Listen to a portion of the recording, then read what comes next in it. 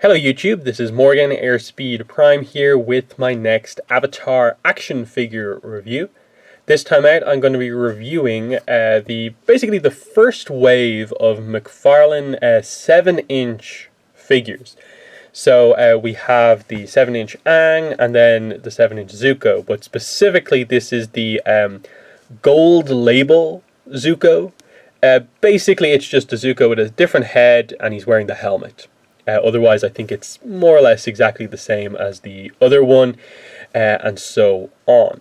So this has sort of been given that this is the year where we really saw a lot of the action figures sort of announced, come out, and now we have a sense for all the different action figure lines. This was the one I sort of had the most sort of hope for, because Diamond Select as the first one have been all right. But I've never been particularly happy with how those figures sort of feel in hand. They have nice accessories, but sometimes the head sculpt is way off, and I don't like the way they do articulation a lot of the time. The obvious comparison here is going to be between the 7-inch figures and the smaller scale 5-inch figures, which I thought were nicely detailed and sculpted, and they had good head sculpts, but were let down by just the size and the articulation style that they went for. Not having a few sort of specific joints, mainly not having ankles at all, is a big problem. But these ones with more articulation, bigger scale, you definitely had to have the hope for them. So let's just get into it here. I decided not to do a sort of opening on these ones just because it would be hard to fit the opening in frame and stuff like that. And it's more important just to talk about the figures themselves. So we'll start with Aang here, and we'll just take him off his sort of accessories here. So we'll just go over the figure first, then we'll go over accessories, because there's a few things to talk about with them. So I think the first thing that stands out to me with this figure is that immediately I'm not overly happy with the head sculpt. I think it's actually fine. It's just the expression that they've gone for. Why have they gone for Aang gritting his teeth as the only Aang at this scale? This is the scale where I think it's going to take a while to get through the characters, and you open us up with an Aang with this expression. And then part of the reason I went for this specific Zuko and not the sort of normal Zuko without the helmet is because I didn't like the head sculpt on the other Zuko as well, because it was so angry, wide open mouth. It just, to me, didn't overly fit the character necessarily. And it's the same here. When you, I think, more or less got the sculpts on both of the smaller scale Aangs pretty well done. This is probably the best one.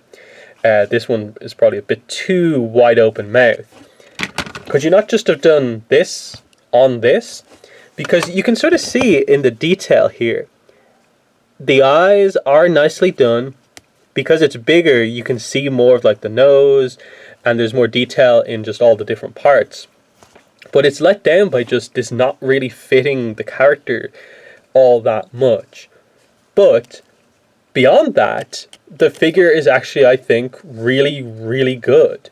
I've always said before getting this figure that the Book 1 Aang design, because of how weird it is, in terms of just trying to adapt this design to an action figure, it's going to be almost impossible to make this work effectively unless they did one of the Japanese companies did a super accurate one.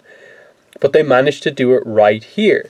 Just the weird nature of the layers of his clothing here, with the whole way the yellowy parts go over the brown parts down here, and then especially the sort of orange shawl bit here has always been a problem on previous Aang figures, to the point where on the smaller scale they just molded it in and didn't even attempt to make that a separate part.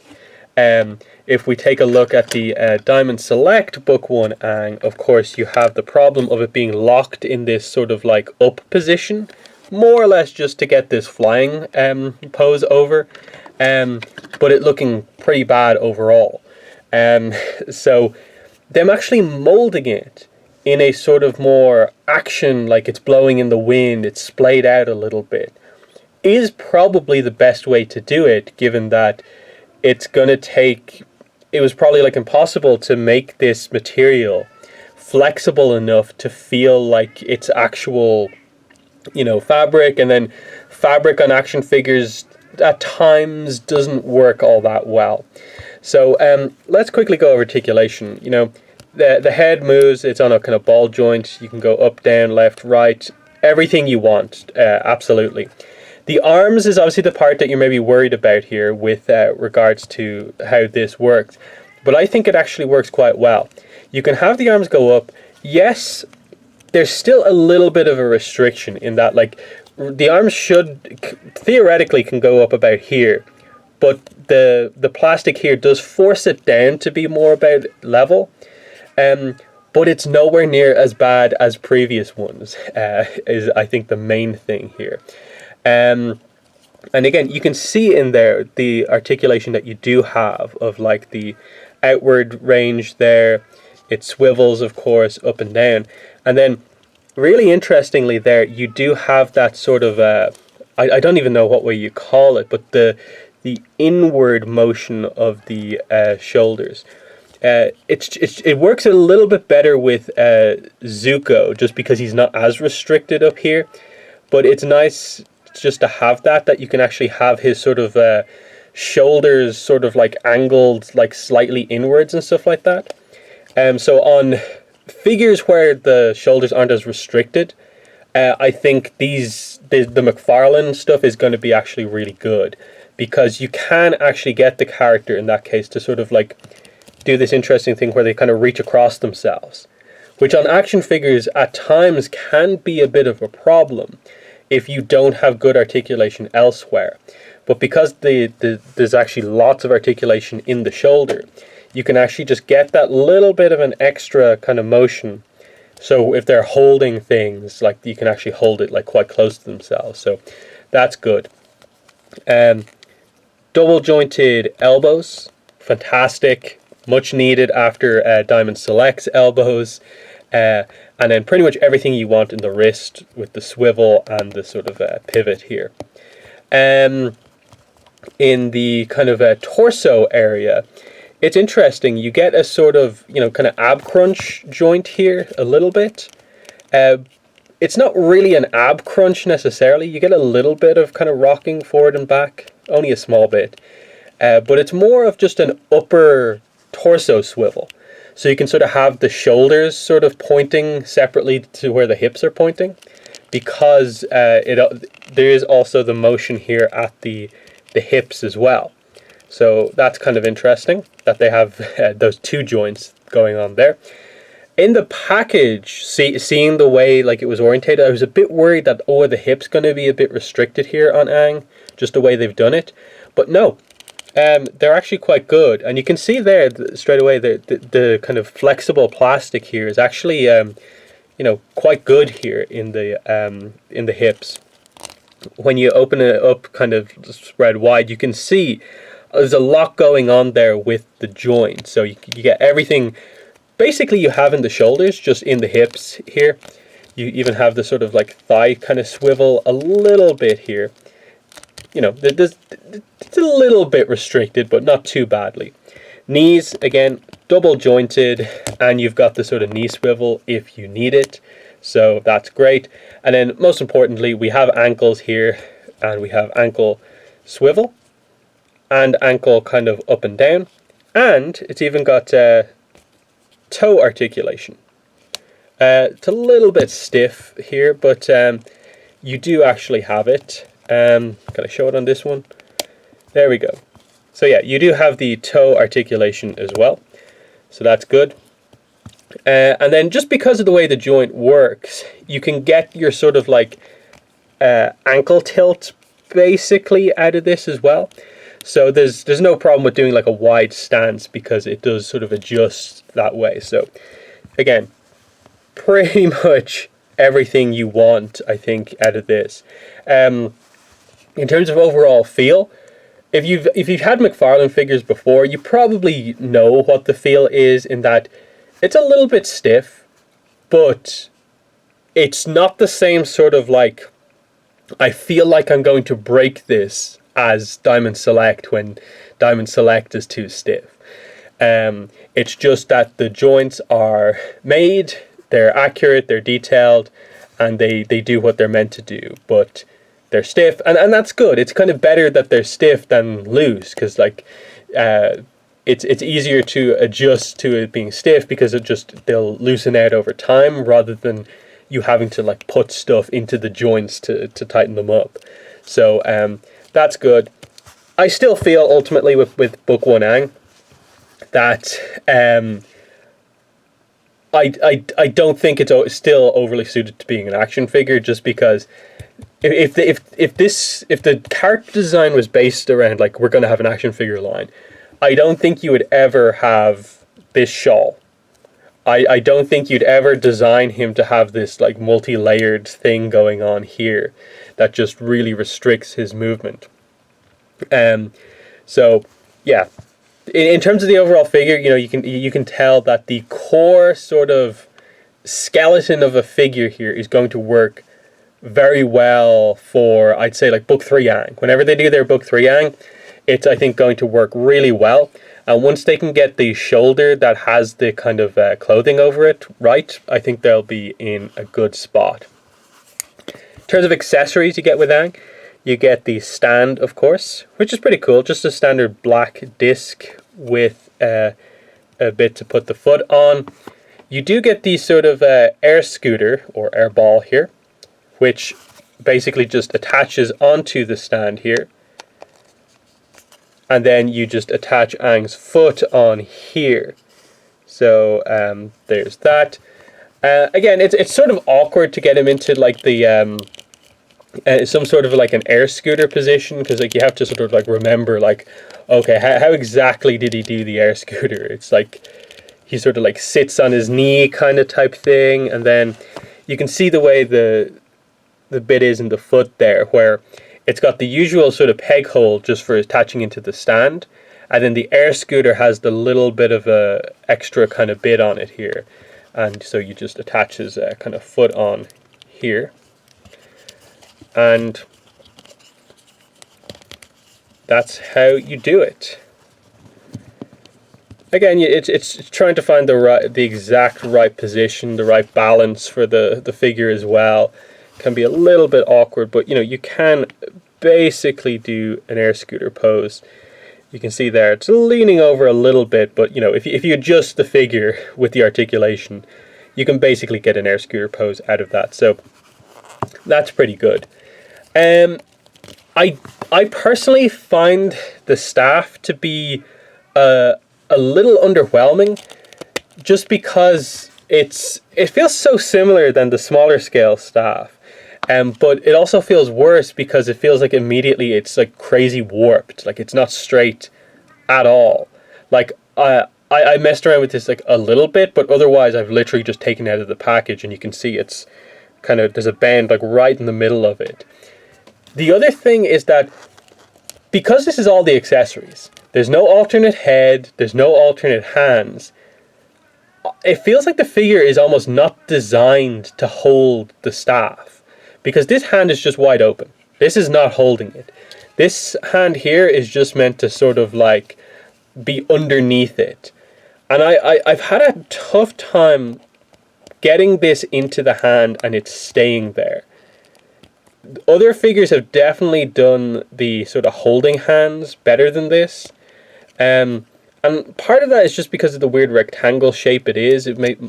They might have to sculpt the hand in a bit of a weird way to make it work, but you can get it there. It's just, it feels like if you nudge off it even slightly, he's no longer holding it. And then you have to just get the pose so exact to make it actually look like he's holding it in both hands, just because he doesn't come with alternate stuff. It just feels a bit kind of frustrating overall, in that, like, look, just like that, it's out of his hand. Whereas like other figures, it feels like it actually is almost like locked in his hand. I appreciate that he comes with this, and for certain poses it's good. But definitely my major criticism, given that this was the first of the figures that I opened, was just like, it's a combination of, if this had a better head sculpt, more in line with the smaller scale figures, great. Multiple hands probably should be accessories, just for using the few accessories that you do get. And then I think just probably the lack of a more normal air effect part that like he's firing out is something that could have been done. Similarly, a lot of book one Aangs have tended to come with Momo, but no Momo here. So for the price point, it just feels like I could have done with one more accessory, just one more thing, just to make it feel a little bit better than it does right now. But in terms of the actual body of a figure, this is definitely the best we've seen so far. Definitely. Now, we move on to the gold label Zuko here. So, as you can see, pretty nice fire dagger pose there straight away. Let's just take this stuff out and just get a look at the figure overall, and then we'll show off the accessories. So yeah, just getting him back into more of a neutral pose. I think, again, this is a figure where I think you get a better sense for the kind of typical body of an Avatar figure overall. Just because it's a taller figure, the restrictions aren't as much. Even though he's wearing the armor here and stuff like that, he's actually surprisingly doesn't feel as restricted as Aang does. So the head sculpt still moves quite well. You can see the head there. It's still an angry Zuko, but the one on the normal version of the figure I think is a bit crazy and over the top. The detailing on this, again, like the smaller scale figures, the surface level details on like the leather bits and the fabric is fantastic overall. And then, like I said, here's where you can better see the sort of like forward and outward motion of the shoulder, just so you can more kind of like reach across. Which for like a kind of fire dagger guy with fire daggers is actually really good, so you can hold them kind of close to himself and so on. He also, allows you to maybe get a better sense for the way the upper kind of the ab kind of movement works, along with the way the waist works as well. The kind of that dual joint that you have, because it just Zuko's one moves a little bit more than Aang's one, so there's that. And then, like I said, he is restricted here because of these kind of waist pieces, but you can still get the articulation out of him. You can still do the big wide poses. Like on other figures, that would probably close down to about like that, but you can actually hold it like relatively wide like that, so that's good. Again, he has all the same articulation as Aang, including the kind of toe joint there and stuff like that, double jointed knees and elbows, everything you want. And again, book one Zuko is not the best design. It's not what I think most fans want from Zuko. Everyone wants the book 3 design or a Fire Lord Zuko. So that's probably the main frustration with the wave 1, is just that it's the last line to come out, and they've done probably the 2 least wanted designs for the 2 main characters. Give us book 3 Aang, book 3 Zuko, and you're great. I don't know why again, another company feels the need to start off with these designs. I appreciate they at least gave us an option to have like a little bit of a different book 1 Zuko, rather than always having to get the kind of ponytail version of like the smaller scale one. But the detailing is all here, and it sort of bodes well for the rest of the line, that when they get around to Katara, they get around to Sokka, I have confidence that they're going to get it right as we go forward. So the accessories you get with Zuko are, like I showed you before, 2 fire daggers, which again just have the sort of pegs you plug into his hands, and again his hands feel more suited for his accessories than Aang's do, and you can hold them reverse or normal if you wanted to. I think the cooler effect part is actually the other fire piece, because what you do is you basically just like plug his hand into it, and it's one of the cooler kind of fire effect parts that we've had, just with the way it sort of attaches on. I do really like that. Again, the base is the same as well. You just plug it into his leg. And it just helps if you are having trouble balancing the figure, or if you do a little bit more of a kind of crazy pose, it helps just to give a bit of a bigger base. So, like I said, I like what they're doing here. I do. But I still don't think we've got the perfect Avatar action figures just yet. Just sort of lack of accessories here, some weird choices with regards to sort of head sculpts, and then just the actual designs that they're going for are weird. But as just a pure action figure, I think this is the best we've seen so far. So they're my thoughts on these figures. I probably will be, this is probably the line I will be going and like maybe getting all the different figures that they do. I think for the most part, the smaller scale ones I'm kind of done with for now, outside of maybe select characters. But this line, I do like what they're going for. So they're my thoughts. In the comments, let me know what your thoughts are. But that's been the video. Thanks for watching, and bye.